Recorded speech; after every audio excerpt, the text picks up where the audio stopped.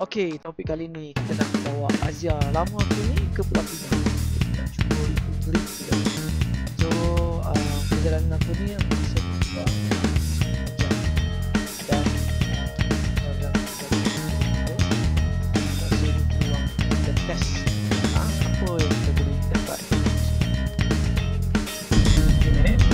So jangan sampai kalau ikut Google Map ni ialah dalam pukul 12 minit lah.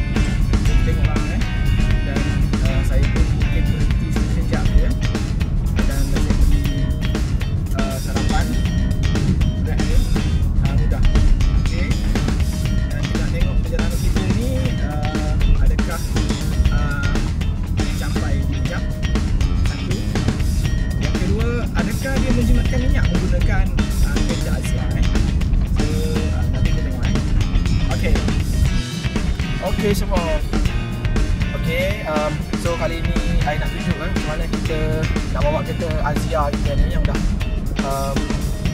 lama lah sebenarnya, dah 10 tahun dah.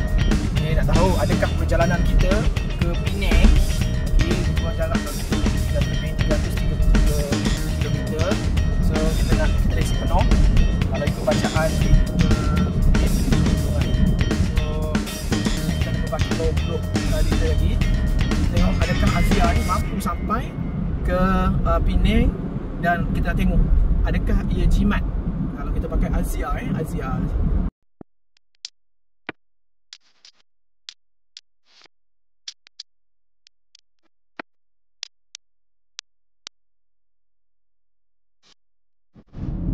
Okey, kita sekarang berada di Felda Kemahang.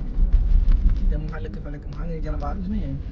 Kalau ikut sebelum ni kan, kalau kita nak pergi ke ke Penang, so kita akan ikut rute panjang. Kalau korang daripada bandar-bandar macam Pasir Mas ke ataupun ke ke Kota Baru, daripada Kota Baru.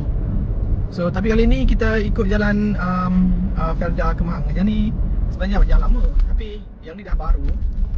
Dan aku rasa jalan ni memang okey lah, laju. Dan yang ni yang yang Google Map bagi. So kita follow jalan ni lah. Sebab mana jalan ikut panjang lagi berliku kan. Yang ni terus kita akan terus keluar dekat area Tanah Merah yang tak jauh dah menghala ke arah Jadi direct Okey.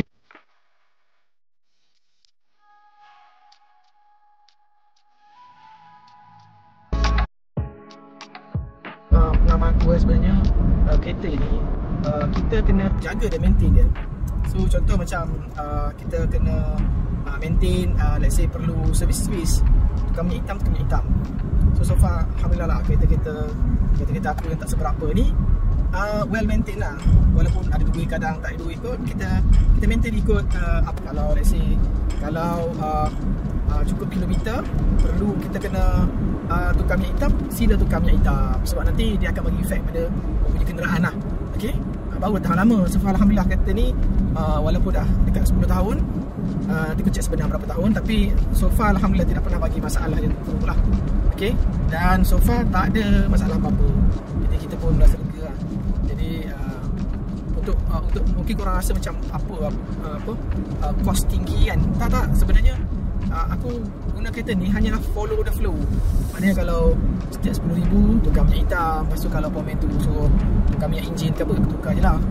Cuma kadang-kadang juga skip, bergantung kepada poket duit ada ke tak ada masa tu lah. Kalau tak, pending sikit lah. Okay. So itu je cara sebenarnya nak jaga kenderaan ni, nak bagi tahan lasak.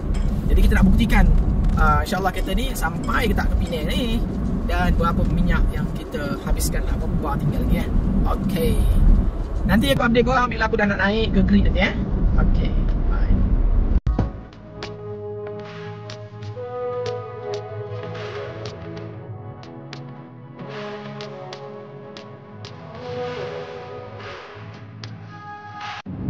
Okay, kita dah melepasi panjang, kita dah turun daripada banyak tuasa. Tadi ada kita punya R&R kan. So ini kita dah turun, kelihatan cuaca nak turun ke grid ni macam berkabus lah. Mungkin hujan kot, nak hujan Okay, so minyak kita 266 km dan masih satu bar lagi turunnya. Inilah keadaan cuaca. Okay, everything okay, kenderaan pun tak banyak mungkin sebab hari ni hari Jumaat.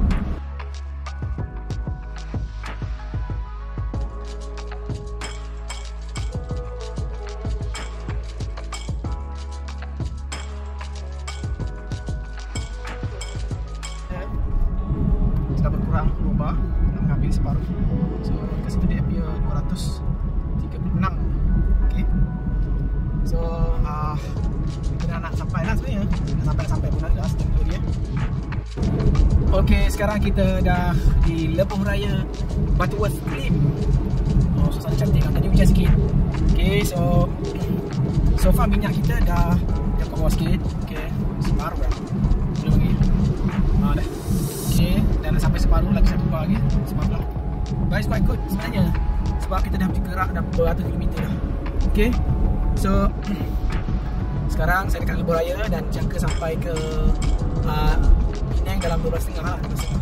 So 55 km dah. Kita ikut 35. Kita logik jadi 55 lama lagi. Ada lagi. Saya rasa ada lebih dari 50 km lagi ni. Baru kita sampai ke Penang. Nanti saya akan update last sekali bila sampai nanti Okay guys, kita dah sampai ke area.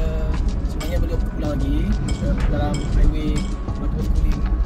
Tapi kita tak jauh lah, saya rasa lebih kurang dalam berapa km lagi kan. Okay, dan minyak kita ni dah nak makin berkurang. Nanti saya akan share bila dah menghampiri ke Pulau Pinang. So atas jambatan nanti kita share. So itulah titik kita sampai di Pulau Pinang. Okay, kita dah masuk tol. Alhamdulillah, pada kita dah berada di tol Pulau Pinang. Dah RM5.74. Okay, so inilah dia tol Pulau Pinang.